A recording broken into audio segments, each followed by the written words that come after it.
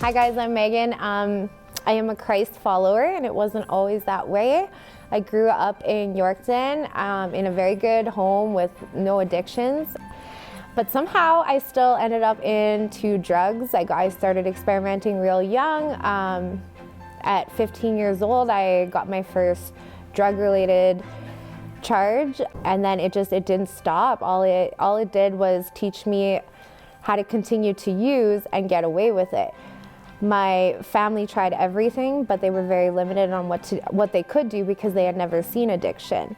I spent probably 15 years in and out of jail, always using drugs. I'd always have these lines I would say I wouldn't cross, like I'll never, sell drugs. I'll never, steal something to get drugs, and I would just cross those lines. I would continue. My drug addiction took me to a point where I had burned every bridge with my family, and to the point where I was just alone. I went through that whole time with my drug addiction. I would, go through one abusive relationship to the next, and I think it was 2016, that was the point, my lowest point. I was homeless. I had warrants out for my arrest from Saskatchewan, so I moved out to Edmonton. I thought that would be better, and I ended up living on the streets there for a couple years. During that time is probably one of the worst. That was my rock bottom. I was kidnapped for 3 days. I was beaten. I was raped. During that time, I grew up in Catholic schools, and I knew who God was. I just didn't know Him personally. I didn't truly believe.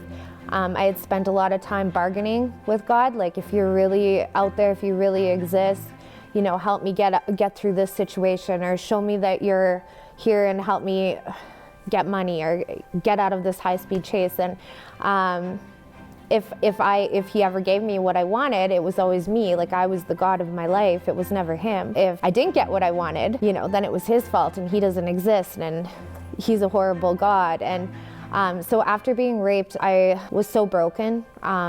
Years of using, I was very, I didn't trust anybody. People tried to help me along the way, and they just couldn't. When I was being held captive or kidnapped or whatever, I begged God to just let me die. And He didn't let me die, and I was angry over that. I came back. I ended up turning myself in on the charges that I had been running from for a couple years. I had no family, no friends, nothing. I went to prison, and that night I cried so hard, it was, sore throat, headache, just bawling. But I felt like that was my big surrender. I was on my knees begging. If whoever I'm praying to, God, Jesus, whoever it is. September 6th, 3.5 years ago, was the last day I used drugs. And I have been sober, for 3.5 years. I found God in prison, and, I didn't believe in Jesus right away. My faith journey, I started going to Celebrate Recovery at a church in Regina, and my faith journey started to increase. I started to have this relationship with God, but I still wasn't all about the Bible or anything like that. And it wasn't until I moved out here to Moose Jaw, I heard that they had a Celebrate Recovery at Victory Church, and I was struggling. I had just completed drug court. I moved to Moose Jaw, a city I didn't know. I didn't have any support here.